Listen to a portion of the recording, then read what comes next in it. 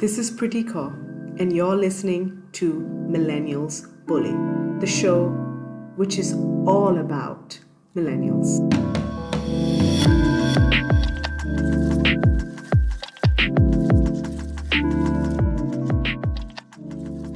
Hi, listeners. Welcome to this week's episode of Millennials Boleh. Our topic for this week is Millennials Boleh, be vocal. Are millennials vocal? If so, how do they exercise their opinions? Joining us today to discuss this topic is Dinesh Jayabalan. Dinesh is working as under a graduate program under the Human Resource Department at Unilever.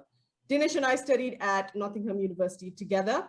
We were in different programs, but we knew of each other. Hi, Dinesh. Welcome to the show this week. Hi, Preti. Hello. Nice to meet you.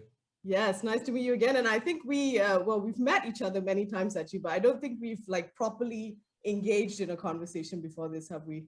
Yes, I don't think so too. I bumped into you inside and outside university. So it's just like casual exchanges, but we've never engaged in a conversation. Yeah, but it's interesting that we came from the same university and I guess we might have the same opinions on this topic, or perhaps it might be slightly different as well. So I think it'll be quite an interesting episode. So I think we'll just jump straight into it. So Dinesh, for the first question, to start us off, as a millennial, would you consider yourself vocal? Right, thanks for the question, Preeti. I would consider myself to be vocal in silence, if that makes sense. I think I'm vocal to a certain extent, but I'm only vocal within my friends. Like I know where I exchange conversations and I exchange, talks with them. So I think I'm vocal within them.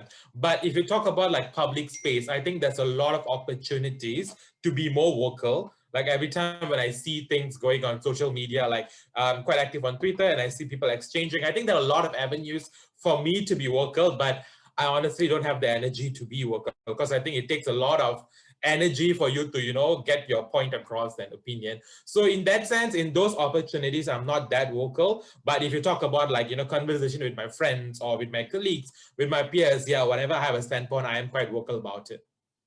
Okay, that's really interesting. And I think that perhaps is like the culture within millennials. We are perhaps more vocal within our social circle. And I think when we sort of come out of that social circle, perhaps we are more careful with what we say, and perhaps we are a bit more, we think more about, what are some of the things that would be sensitive and what would be okay to share to the public. Would you agree with that?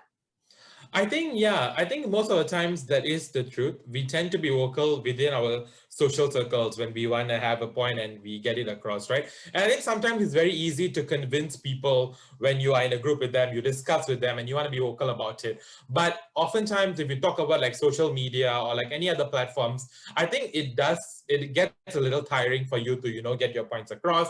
And then there's obviously sometimes backlashes and all that. So I think that's why a lot of people end up not being vocal because they know there are a lot of keyboard warriors and all. But at the same time, I think being vocal, even in like such public places, it's a big thing and it's a good thing if you are able to get your points across. But if the easiest thing to do for a lot of us, which we can resort to, is that when in a social circle, like exactly what you said, we just be vocal, talk about things, and then conversations just end there. We don't escalate it further or we don't bring it anywhere else. Yeah, that's really interesting. I think, I think the discussion about social circle is quite characteristic of millennials as well, to have their own group and sort of working within that group. And I guess that leads us on slightly to the next question as well, Dinesh, which is, do you think it is important for millennials to be vocal?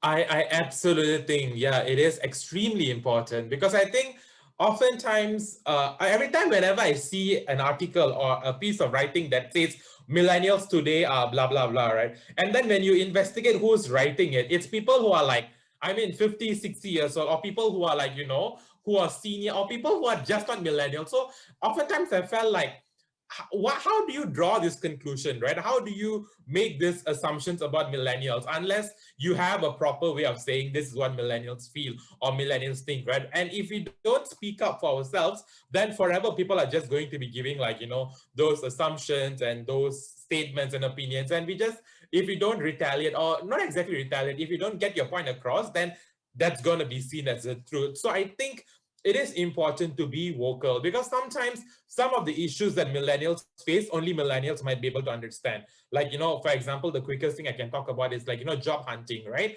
When there's like, obviously there's a lot of assumptions about millennials, but what actually goes through a millennial's head, only those people who went through the experience would know.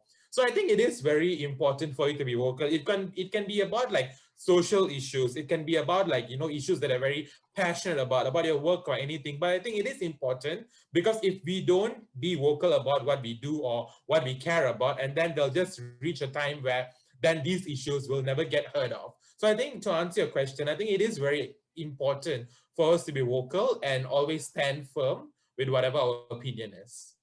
Yeah, and I think what you spoke about is was very interesting as well at the start there, when you said that millennials, our voices are not really being shared from our perspective. It's a lot of analysis being done on our culture, on our behavior, and it's usually sort of people that are outside of our bracket of age. And why do you think that is? Why do you think the other generations, whether it's generations that come after us or before us, why do you think that they feel empowered to analyze our behavior?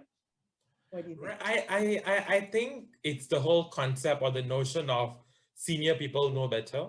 It's the whole idea of like, oh, I've lived here longer than you. I know the hardships of life. I've, seen this. I've gone through this like 100 times. This is nothing. So I think there's always that stereotype, right? There's always that feeling that, oh, these senior people have seen everything. They know how people are, how status quo is. So I think it could either be that, or it could be just that they're very free, they have nothing much to do, and they just feel like they have enough time and energy to write about these things or talk about these things. And then if they have those time of investment to do, and if they have that much of energy to put into this, then yeah, their opinions get heard in like places. But I think apart from that, I think it's mainly because of these two things why we see a lot of these cases where other people are always talking about millennials, and then they're just giving statements and like opinions, but we don't really see much representation from like the whole millennials. And I think there was this case, right, where Shad Sadiq was called, I forgot what he was called in the parliament, but it was like a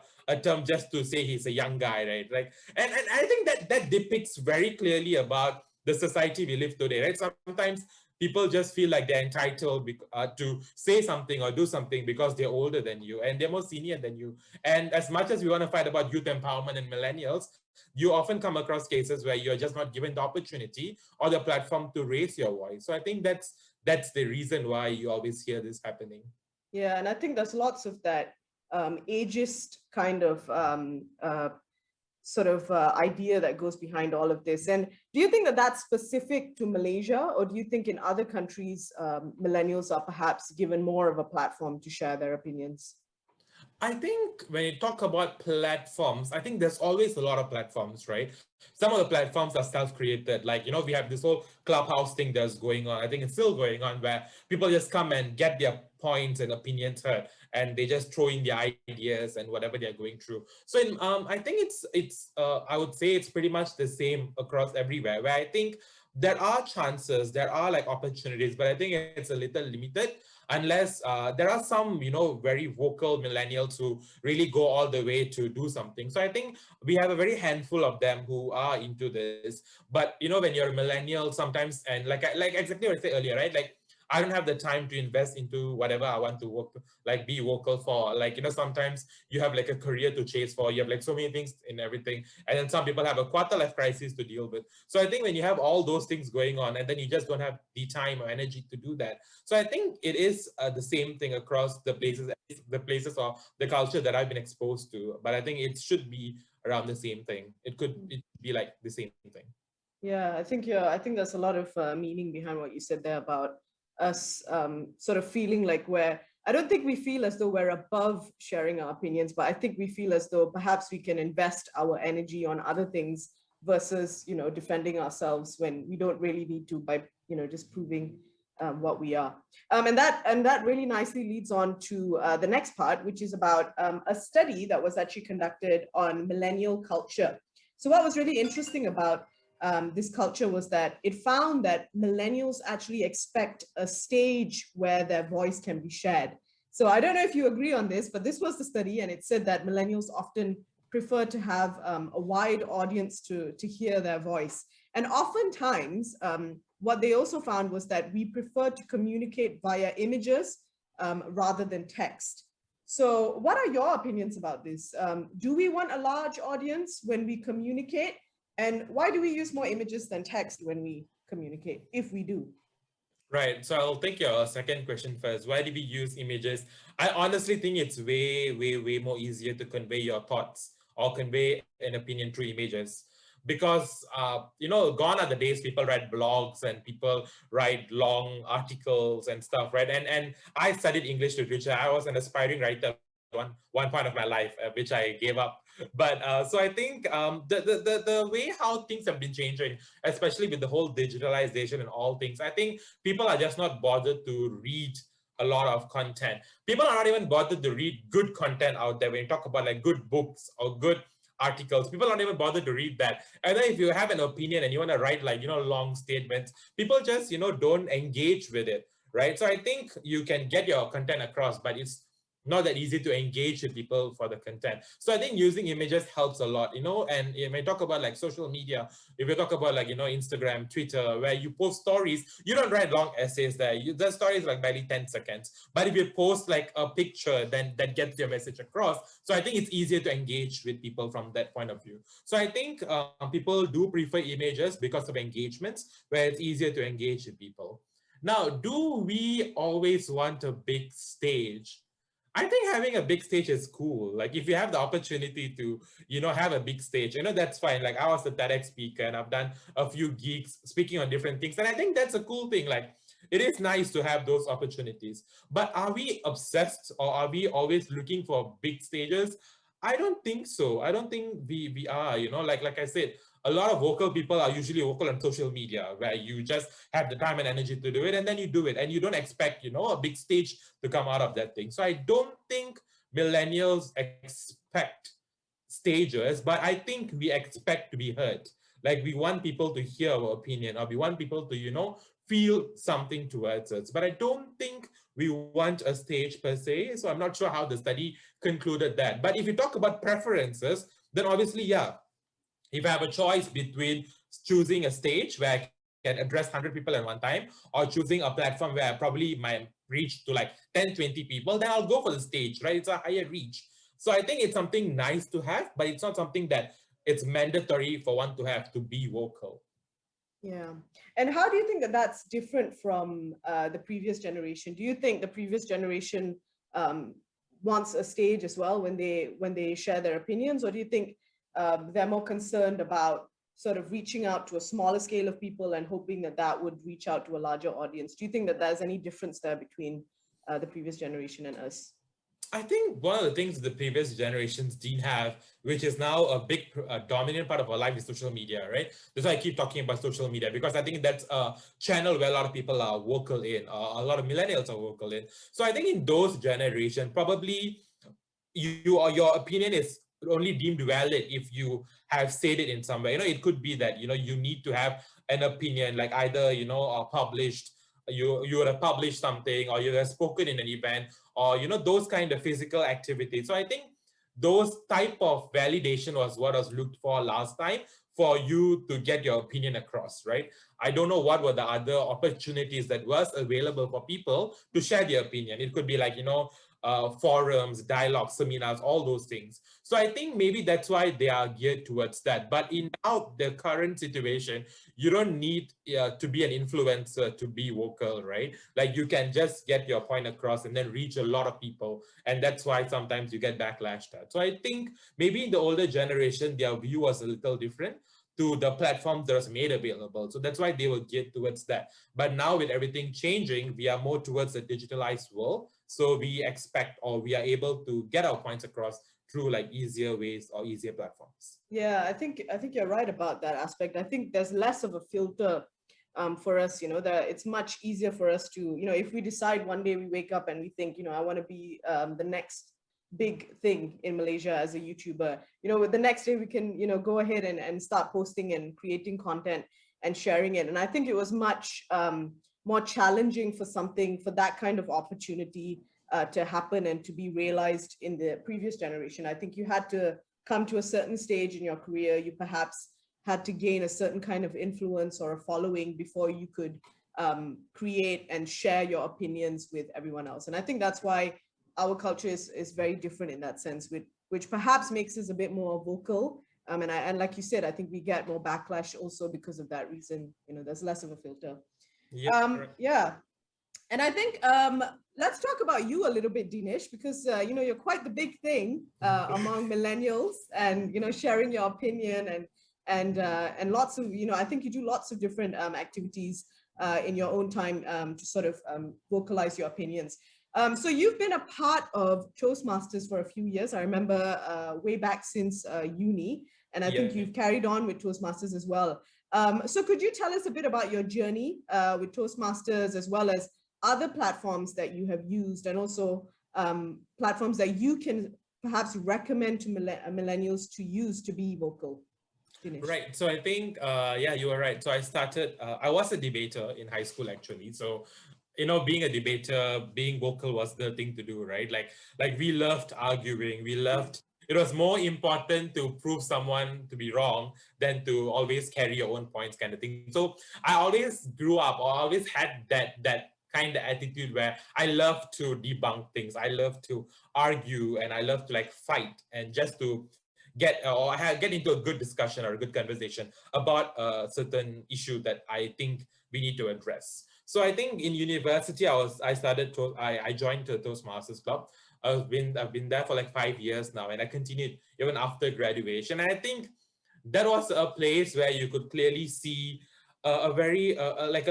everything. You could see like a lot of things in an organization that's been around for 90 years. And this organization has members who are from like the age of 18 to 80 plus plus. So I think you get to deal and you get to see a lot of people. You get to see how issues are addressed. And I can tell you, there was so many times in the organization, I've always come across people who always feel like millennials are not supposed to be that much vocal, because they always have this feeling. It could be, it could be the sense of entitlement. It could be the whole, the experience thing, right? And I hate when someone's words get very much traction just because they're experienced. Like just because they've been here for like maybe, I don't know, 10, 20 years, then they say something, and then that's like the way to do things, when there are a lot of other ways to do things and get to the same thing across. So I think that was a very interesting experience I had, which taught me a lot about stakeholder management, and also like then how do you deal with this kind of people, and how do you then also leverage on these kind of people. And because most of the times these experienced people, right, they do have good intentions. They have good intentions. So it's really about just you both coming together. So I think that organization introduced me to a lot of things. It taught me a lot of great valuable insights and lessons. So that's how I started. And then I'm now part of another organization called Emerging Leaders Asia, where this organization is essentially for those who have graduated from a program that was geared by Axiata Young Talent Program. And this organization is something that's really great, because we have a lot of young, very hungry, very dedicated, powerful individuals who are like great in what they do. And they, like these guys are like super good at what they do, and they have like a very clear mission in life. So I think having been part of like other organizations and now mainly focusing on Emerging Leaders Asia, I really realized that, millennials have a lot of things to achieve, like especially with the way how things are coming up, right? I feel like we have a lot of good opportunities that are being given. And I am always a fan of bringing young talents, like I do a lot of mentoring. I mentor and coach a few people when it comes to like career or public speaking or debating or communication skills, right? And I always am a fan of bringing young talent up, because I feel like there's a lot of capabilities. There's a lot of things that young talent can do if only they're given an opportunity to, do that. And I think, and it's always that's a mentality that I always had.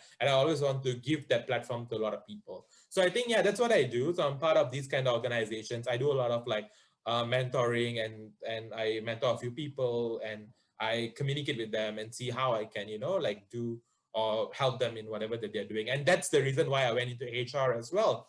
It's really something that I'm passionate, right? To like develop people, develop talent, and train them to be future fit. So yeah, that's much about me.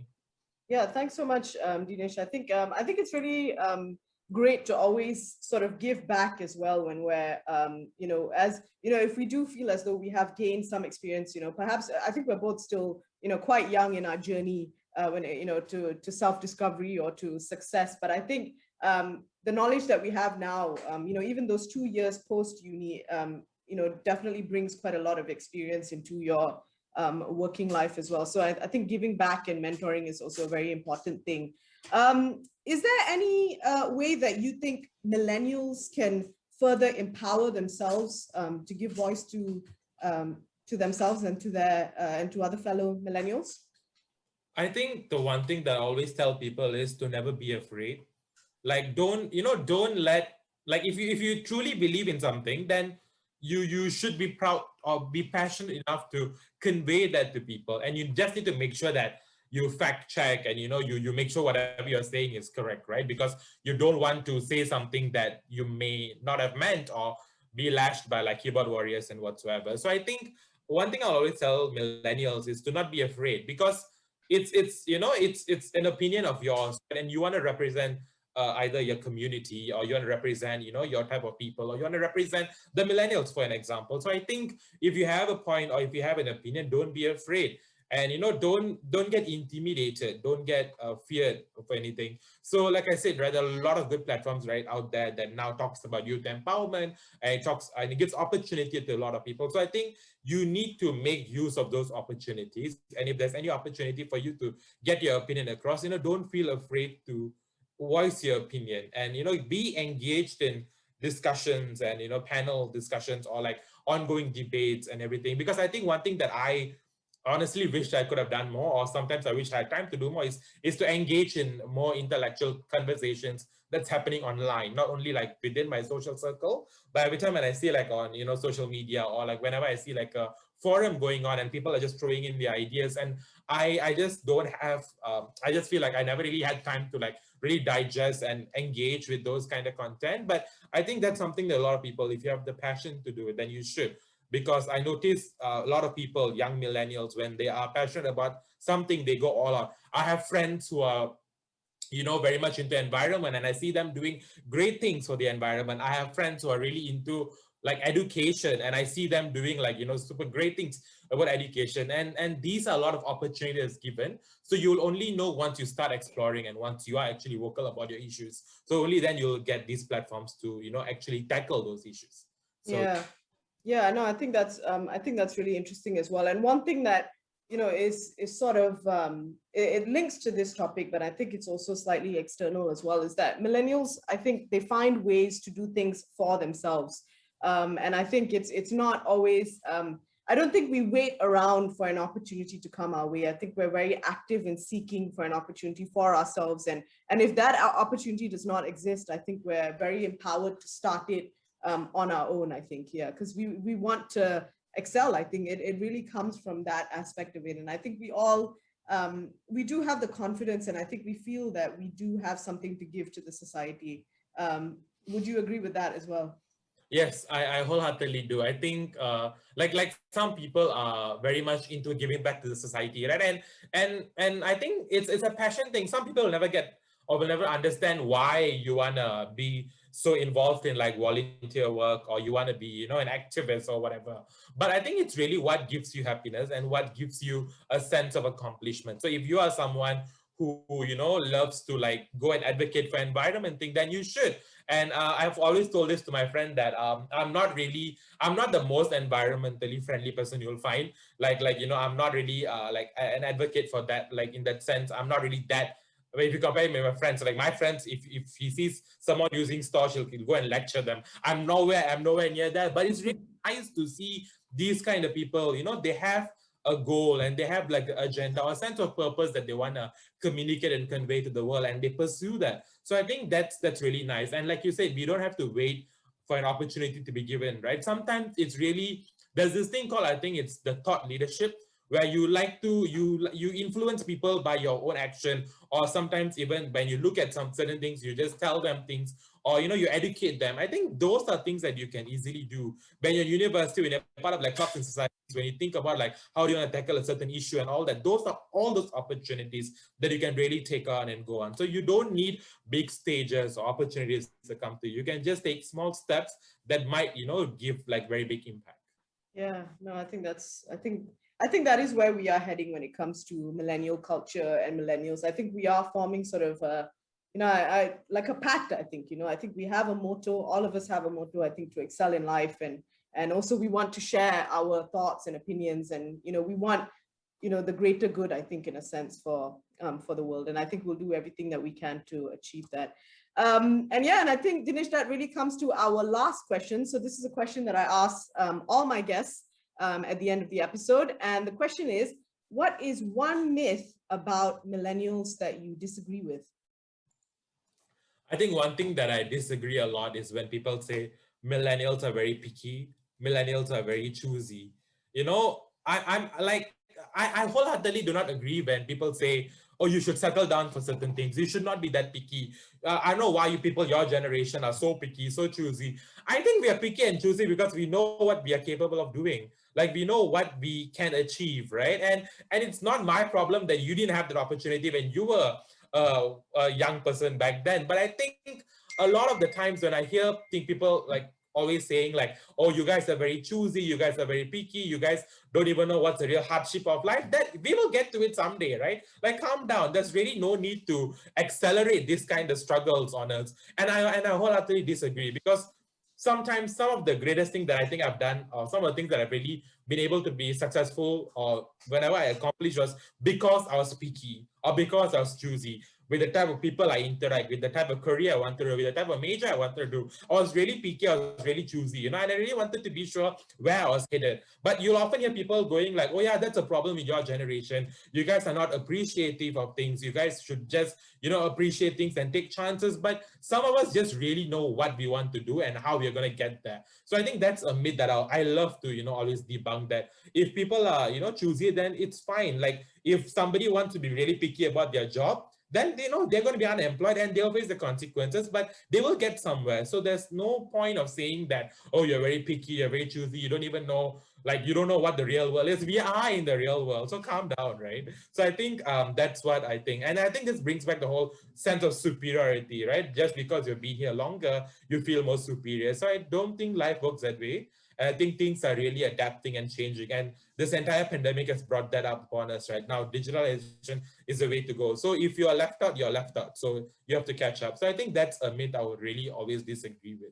No, I think that is a good myth. And I doubt people like Mark Zuckerberg, achieve success by being complacent and right, not being picky. So I think a lot of the successful people that we know, and I think all of us will eventually reach success.